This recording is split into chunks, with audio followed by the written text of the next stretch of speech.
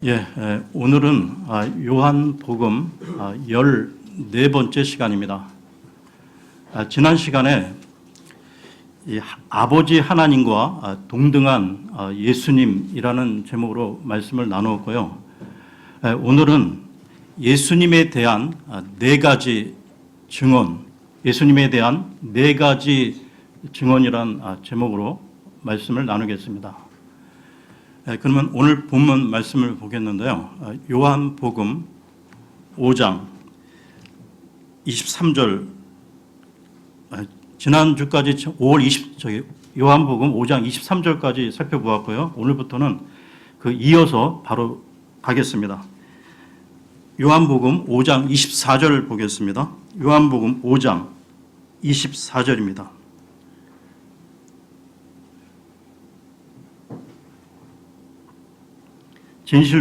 진실로 내가 너희에게 이르노니 내 말을 듣고 또 나를 보내신 분을 믿는 자는 영존하는 생명이 있고 또 정죄에 이르지 아니하리니 사망에서 생명으로 옮겨졌느니라.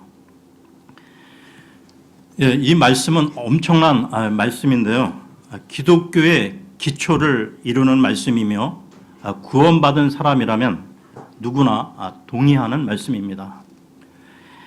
하지만 이 주님께서는 2000년 전 아직 부활의 표적을 보여주기 전 오랫동안 목수일을 하셨고 기적 몇 가지를 보여주신 후 자신을 대적하는 유대인들을 종교인들 앞에서 이 말씀을 하셨다는 것이죠.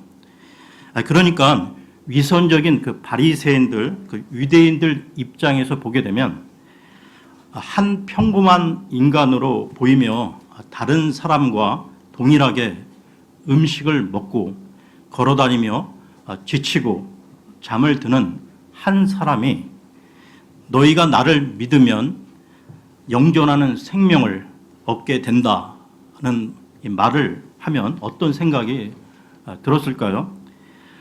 주님이 부활하신 후 2000년이 지나 믿고 있는 우리에게는 너무 당연한 사실이지만 당시의 유대인들에게는 매우 충격적인 이야기가 아닐 수 없었을 것입니다. 아무도 볼 수 없었던 하나님이 인간의 모습으로 나타났다는 사실은 받아들이기 쉽지 않았겠죠. 내 말을 듣고 또 나를 보내신 분을 믿는 자는 영존하는 생명이 있고 또 정죄에 이르지 아니하리니 사망에서 생명으로 옮겨졌느니라. 이 구절에는 침례에 대한 이야기도 없고 교회 회원이 되어야 한다는 말도 없고 선행에 관한 이야기도 나오지 않습니다. 오직 하나님과 그분을 믿는 믿음에 대해 말씀하고 있다는 것이죠. 계속해서 5장 25절을 보겠습니다. 5장 25절입니다. 진실로 내가 너희에게 이르노니 죽은 자들이 하나님의 아들의 음성을 들을 때가 오고 있는데 곧 지금이라. 듣는 자들은 살리라. 여기서의 지금이란 지금 이 순간을 란 뜻은 아닙니다. 주님께서 지금 사용하신 지금이란 때로는 매우 폭넓은 의미를 갖는다는 것이죠. 주 예수 그리스도께서는 영원토록 사시는 분이시기에 사람처럼 이 촌각을 다투시는 분이 아니시라는 것입니다. 여기서 죽은 자들이 하나님의 아들의 음성을 들을 때가 오고 있다고 말하는데요. 그러니까 죽은 자들이 어떻게 하나님의 아들의 음성을 들을 수 있을까요? 우리는 이것이 요한복음 11장에서 죽었던 나사로가 살아난 사건을 통해 입증되었음을 보게 되는데요. 요한복음 11장으로 가서요. 43, 44절을 보겠습니다. 요한복음 11장 43, 44절입니다.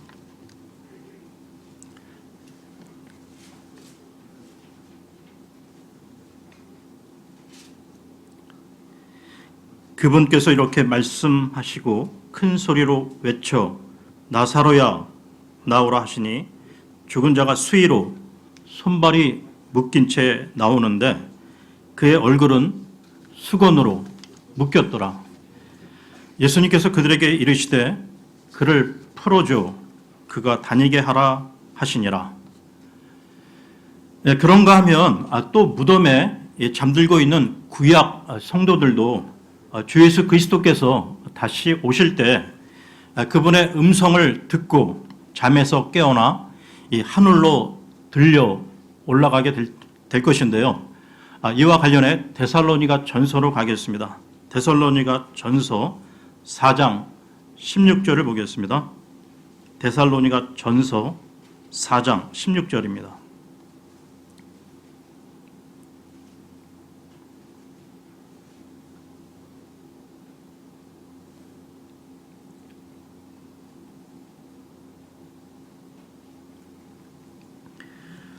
주께서 호령과 천사장의 음성과 하나님의 나팔소리와 함께 친히 하늘로부터 내려오시리니 그리스도 안에서 죽은 자들이 먼저 일어나고. 주님의 음성은 생명을 주시는 음성이기에 이 음성을 듣는 자는 살게 되는데요. 이것은 육신적인 생명뿐만 아니라 영적인 생명에도 그대로 적용이 된다는 것입니다. 제 가운데서 영적으로 죽어 있는 죄인이 주 예수 그리스도의 음성을 들으면 그 영이 살아나고 혼이 구원을 받게 되는 건데요. 그러니까 성경을 통하여 세상에 울려 퍼지는 복음이 곧 주 예수 그리스도의 음성이라는 것입니다. 그러면 요한복음으로 돌아와서요. 5장 26, 27절 보겠습니다. 요한복음 5장 26, 27절입니다. 아버지께서 자기 속에 생명이 있는 것 같이 아들에게도 주사 그 속에 생명이 있게 하셨고 또 그가 사람의 아들이므로 그에게 또한 심판을 집행할 권위를 주셨느니라. 지난 시간에도 다루었지만 예수님이 사람들에게 끊임없이 증거하신 말씀은 나와 아버지는 하나라는 것이었습니다. 한편 예수님의 제자인 빌립 또한 아버지 하나님을 보여달라는 말까지 했는데요. 요한복음 14장으로 가겠습니다. 요한복음 14장 9절에서 11절을 보겠습니다. 요한복음 14장 9절에서 11절입니다.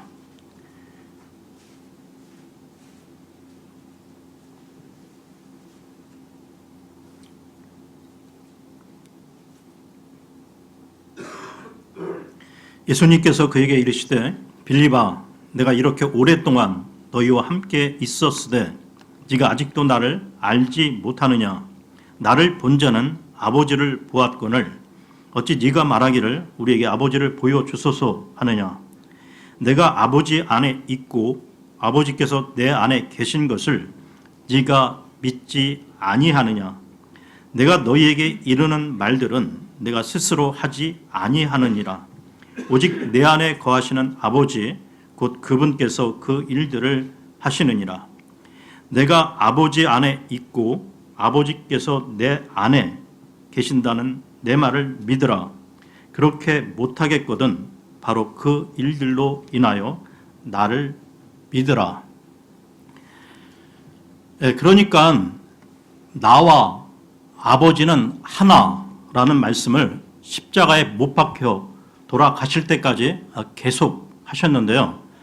결국 예수님이 십자가 처형을 당한 이 결정적인 제목은 자기가 하나님이라고 주장한 신성모독의 불경죄였습니다. 그렇다면 예수님은 과연 하나님이신가? 하나님이시라면 그것을 무엇으로 증명할 수 있는 것인가? 그러면 요한복음 5장으로 돌아와서요. 5장 31절을 보겠습니다. 요한복음 5장 31절입니다.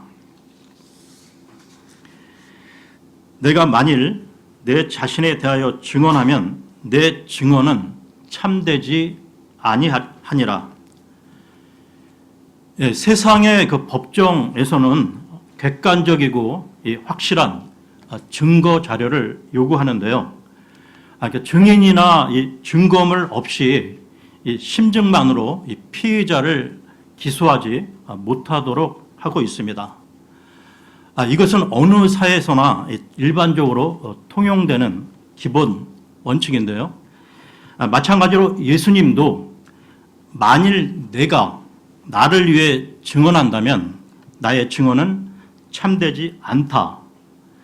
따라서 내가 하나님의 아들이고 인류의 메시아임을 객관적인 증언을 통해 증명하겠다고 말씀하시는데요. 다음 32절부터 47절까지 예수님이 하나님이라는 이 사실을 말해주는 증언이 나오는데 네 증언이 나오고 있습니다. 성경은 두세 증인의 증언으로 확증하라고 말씀하시는데요. 성경은 율법이 요구하는 것보다 더 많은 증언을 제시하며 예수님이 하나님이라고 증언하고 있다는 것입니다. 계속해서요. 5장 32절, 33절을 보겠습니다. 5장 32, 33절입니다. 나에 대하여 증언하시는 다른 분이 있는데 나는 그분께서 나에 대하여 증언하시는 그 증언이 참된 줄을 아노라. 너희가 요한에게 사람을 보내매 그가 진리에 대하여 증언하였느니라. 그 당시 많은 유대인들은 침례 요한의 증언을 받아들였는데요. 바로 그 요한이 예수님은 메시아라고 증언했던 것입니다. 계속해서요. 5장 34, 35절을 보겠습니다. 34, 35절입니다. 그러나 나는 사람에게서 나온 증언은 받아들이지 아니하며 다만 너희가 구원을 받도록 이것들을 말하노라. 그는 타오르며 빛나는 등불이었노라. 너희가 한동안 그의 빛을 기뻐하기 원하였느니라. 이 말씀은 예수님이 요한의 증언을 받아들이신 이유가 예수님께 그의 증언이 필요했기 때문이 아니라 사람들에게 필요했기 때문이라는 것입니다. 그 당시 많은 사람들이 침례 요한을 따르고 있었기에 사람들을 구원하시기 위해 요한이 증언하도록 하신 것이죠. 첫째 증인은 침례 요한이었습니다. 계속해서요. 36절을 보겠습니다. 36절입니다.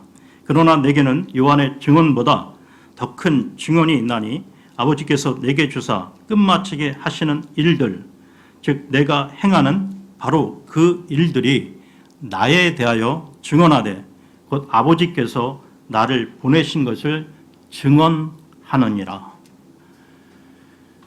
예수님께서 제시하신 둘째 증언은 바로 주님 자신의 삶이었는데요. 즉 주님의 사역이 주님이 하나님의 아들이심을 증언한다는 것입니다. 로마서에는 모든 사람이 죄를 지어 하나님의 영광에 이르지 못했다고 말씀하고 있는데요.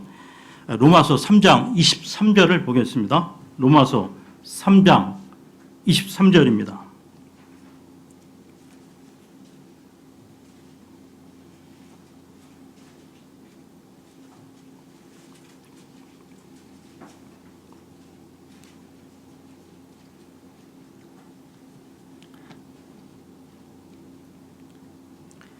모든 사람이 죄를 지어 하나님의 영광에 이르지 못하더니, 그런데 인류 가운데 오직 한 분 예수님만이 죄를 짓지 않았고 하나님의 영광에 이르셨다는 것이죠. 예수님을 죽이려고 오랫동안 눈에 불을 켜고 달려들었던 바리새인들조차 그분에게서 어떤 흠도 찾지 못했다는 것입니다.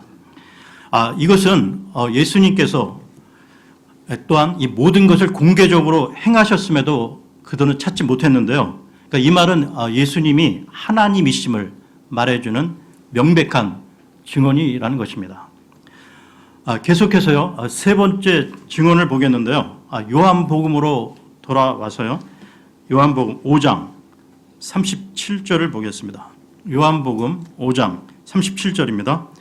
또 나를 보내신 아버지께서 친히 나에 대하여 증언하셨느니라. 너희는 아무 때에도 그분의 음성을 듣지 못하고 그분의 모습을 보지 못하였으며. 우리가 성경에 보게 되면 이 모세, 다윗, 다니엘, 사도 바울 등 많은 그 위인들이 나오고 있는데요. 그런데 하나님께서는 누구에게도 내 아들이라고 하지 않으시고 오직 예수님에 대해서만 내 아들이라고 밝히고 있다는 것입니다. 이와 관련해서요, 마태복음으로 가겠습니다. 마태복음 3장 16절, 17절 보겠습니다. 마태복음 3장 16, 17절입니다.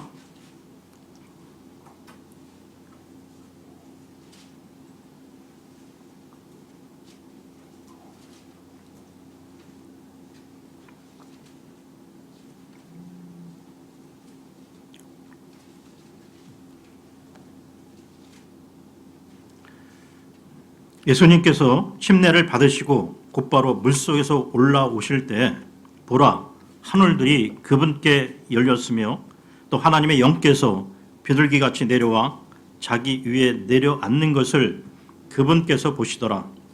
보라, 하늘로부터 한 음성이 있어 이르시되 이 사람은 내 사랑하는 아들이라.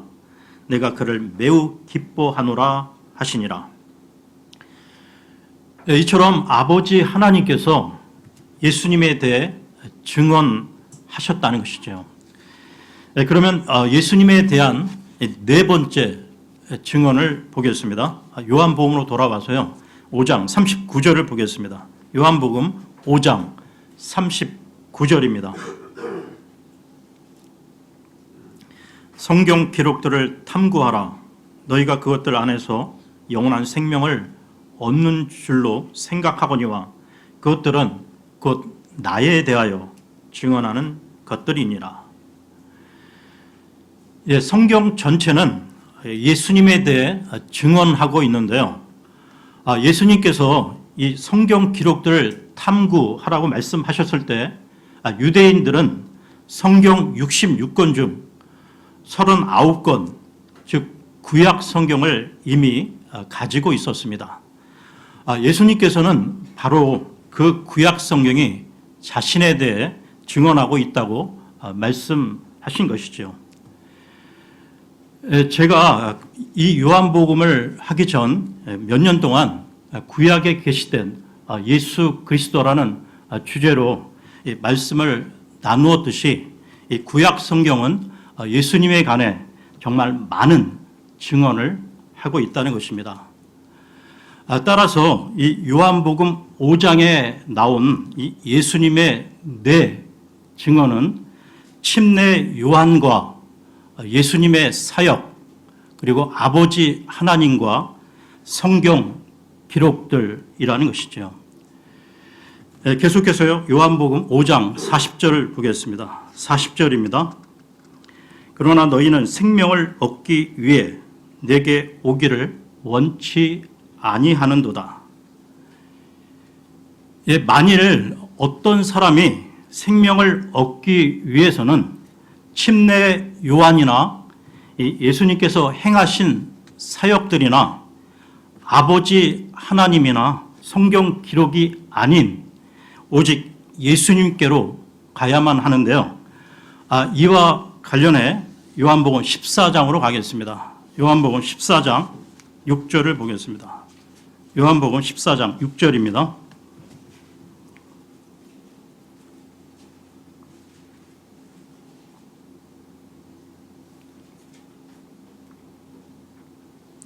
예수님께서 그에게 이르시되 내가 곧 길이요 진리요 생명이니 나를 통하지 않고는 아무도 아버지께 오지 못하느니라. 그러니까 내 증언, 즉 침례 요한, 예수님의 사역, 아버지 하나님, 성경 기록, 이 네 증언은 예수님께 가라고 길을 안내해 줄 뿐이라는 것입니다. 사람들이 교회에서 성경을 배우기 때문에 이 교회에 오는데요. 우리가 주의해야 할 것은 성경 자체가 우리의 목적은 아니라는 것입니다. 기록된 성경은 우리를 예수님께로 인도하는 증인, 증언일 뿐입니다. 그러니까 우리가 몇 년 내지 이 몇십 년에 걸쳐 성경을 배우지만 그럼에도 불구하고 예수님과의 이 관계는 조금도 나아지지 않는다면 말이죠. 그것은 아무런 유익이 없다는 것입니다. 왜냐하면 성경은 목적이 아닌 수단이기 때문이죠. 우리의 목적은 언제나 예수님이어야 하며 그분과 친밀한 관계를 맺는 것입니다. 이렇게 우리는 사람들에게 예수님을 증언하고 그분께로 인도하는 내 증인, 증언을 살펴보았는데요. 그렇다면 사람들은 왜 이 내 증언에 대해 거부하는 것일까요? 지금부터 사람들이 이 내 증언을 거부하는 몇 가지 이유를 살펴보겠습니다. 그러면 요한복음 5장으로 돌아와서요. 5장 42절을 보겠습니다. 5장 42절입니다. 다만 내가 너희를 알거니와 너희에게는 하나님을 향한 사랑이 너희 속에 없느니라. 이 세상에는 하나님의 존재를 막연하게나마 믿는 사람들은 많지만 하나님을 사랑하는 사람은 많지 않다는 것이죠. 하나님을 사랑하지 않기 때문에 하나님의 증인과 증언을 거부하는 것입니다. 마치 예를 들면요. 자신에게 아버지가 계시지만 아버지를 사랑하지 않는 남자 아이들도 있고요. 또한 어머니가 계시지만 어머니를 사랑하지 않는 여자 아이들도 있듯이 말입니다. 예수님의 말씀에 의하면 사람들이 하나님의 증언을 받아들이지 않는 첫째 이유는 하나님을 사랑하지 않기 때문이라는 것이죠. 계속해서요. 5장 43절을 보겠습니다. 43절입니다. 내가 내 아버지의 이름으로 왔는데 너희가 나를 받아들이지 아니하나 만일 다른 자가 자기 이름으로 오면 너희가 그를 받아들이리라. 사람들은 이 세상에서 대단하다고 인정받는 유명한 설교자나 부흥사나 병 고치는 기적을 행한다는 은사주의자들은 잘 받아들이는데요.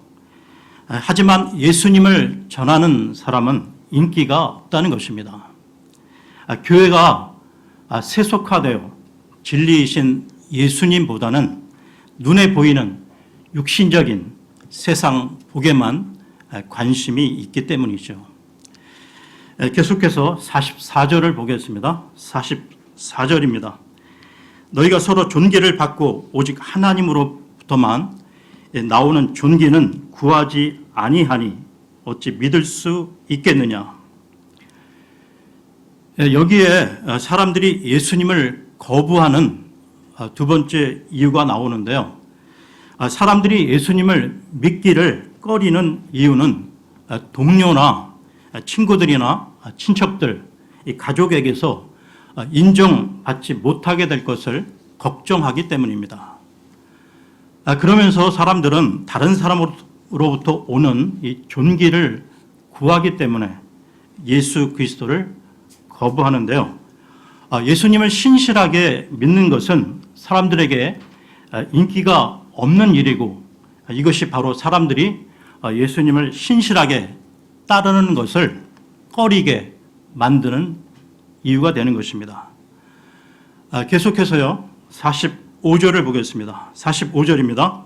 내가 너희를 아버지께 고소하리라고 생각하지 말라. 너희를 고소하는 자가 있으니 곧 너희가 신뢰하는 자 모세니라. 지금 예수님께서 유대인들에게 말씀하시고 있는 건데요. 여기 고소하는 자 모세는 율법을 말하는 것입니다. 즉 율법은 무엇이 죄인지를 사람들에게 알려주는데요. 그런데 율법은 인간을 정죄할 뿐 구원해 주지는 못한다는 것입니다. 그러니까 유대인들이 율법을 피상적으로 율법 준수에 목을 메고 주 예수 그리스도를 받아들이지 않았던 것은 그들이 이 하나님의 말씀을 제대로 믿지 않았기 때문이라는 것이죠. 계속해서 46절을 보겠습니다. 46절입니다. 너희가 모세를 믿었더라면 나를 믿었으리니 그는 나에 대하여 기록하였느니라. 유대인들이 이 모세를 통하여 기록한 모세 오경의 말씀들을 온전히 믿었더라면 그들은 예수 그리스도를 믿었을 텐데요. 왜냐하면 이 모세 오경이 예수 그리스도에 관하여 증거하고 있기 때문입니다. 예수 그리스도께서는 창세기에서부터 출애굽기, 레위기, 민수기, 신명기 등 모세 오경에 기록되어 있다는 것이죠. 첫사람 아담은 그리스도의 모형이었고 아벨도 그리스도의 예표였으며 이삭도 마찬가지였습니다. 또한 요셉은 예수 그리스도의 완벽한 모형이었는데요. 이처럼 창세기에서만 예수 그리스도를 예표하고 있는 인물들이 4사람이나 등장하고 있다는 것입니다. 그리고 출애굽기에서는 유월절 양이 그리스도의 예표이며 속죄양 역시 그렇다는 것이죠. 또한 레위기에서는 예수 그리스도의 모형으로서 속죄 염소가 나오는데 이와 관련해 레위기 16장으로 가겠습니다. 레위기 16장 21절, 22절을 보겠습니다. 레위기 16장 21, 22절입니다.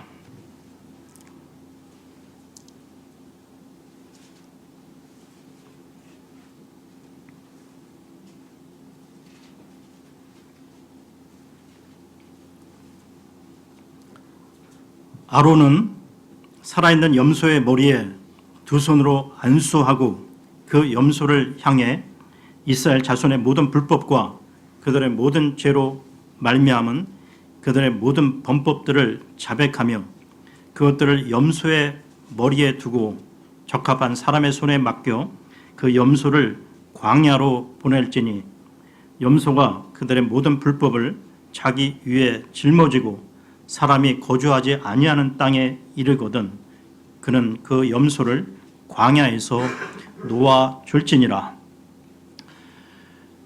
그리고 이 민수기에서는 이 민수기 21장에 나오는 장대 위에 단 놋뱀이 그리스도의 예표였던 것입니다. 그리고 신명기에서도 예수 그리스도를 찾을 수 있는데요. 신명기 18장 15절을 보겠습니다. 신명기 18장 15절입니다.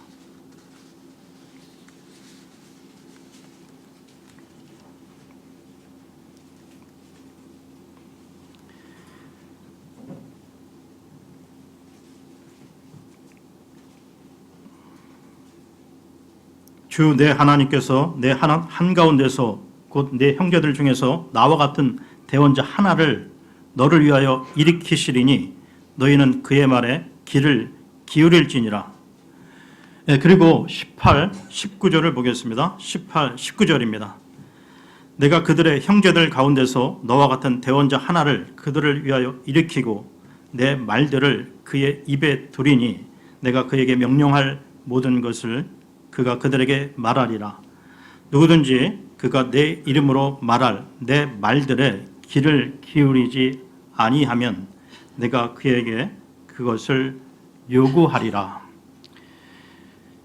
이처럼 모세는 예수 그리스도에 관하여 모세 오경 전체에 기록해 놓았다는 것이죠. 그러므로 유대인들이 이 모세를, 그러니까 모세 오경의 말씀들을 정말로 믿었더라면 예수 그리스도를 믿지 않을 수가 없었다는 것입니다. 그러면 요한복음으로 돌아와서요. 5장 47절을 보겠습니다. 요한복음 5장 47절입니다.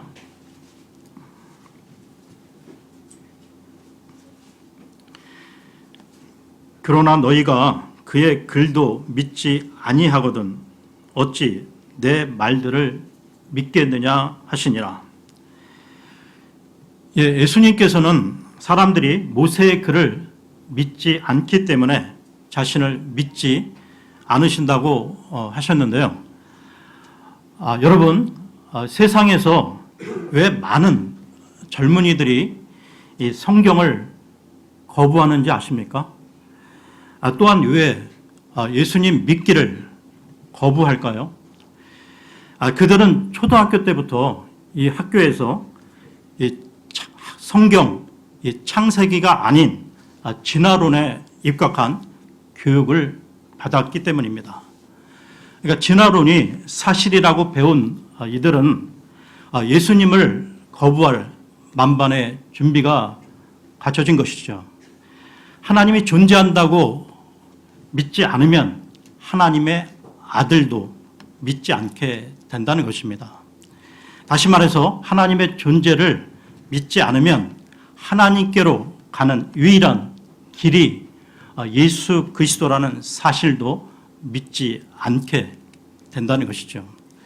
그러니까 창세기를 믿지 않으면 그 연장선에서 요한복음이나 이 로마서도 믿지 않게 된다는 것입니다. 그래서 우리는 아이들에게 창세기를 가르치고 하나님의 존재와 그분의 창조에 관해 가르쳐야 한다는 것이죠. 아이들이 이 모세의 글, 즉 모세 오경을 믿지 않으면 예수님의 말씀도 믿지 않을 것이기 때문입니다. 창세기 1장 1절은 처음에 하나님께서 하늘과 땅을 창조하시니라 라고 시작하고 있고요. 그리고 요한복음 1장 1절은 처음에 말씀이 계셨고 말씀이 하나님과 함께 계셨으며 이 말씀이 하나님이셨더라 라고 시작하고 있습니다. 즉 모세의 글과 요한의 이 증언은 서로 긴밀하게 연결되어 있다는 것이죠. 그러면 오늘 말씀을 마무리하겠습니다. 예수님을 증언하는 내 증언은 침례 요한과 예수님의 사역과 아버지 하나님과 성경 기록들이라고 했는데요. 그런데 사람들이 하나님을 사랑하지 않고 다른 사람들의 존귀를 구하고 모세의 글을 믿지 않기 때문에 예수님을 거부한다는 것입니다. 오늘은 여기까지 하겠습니다.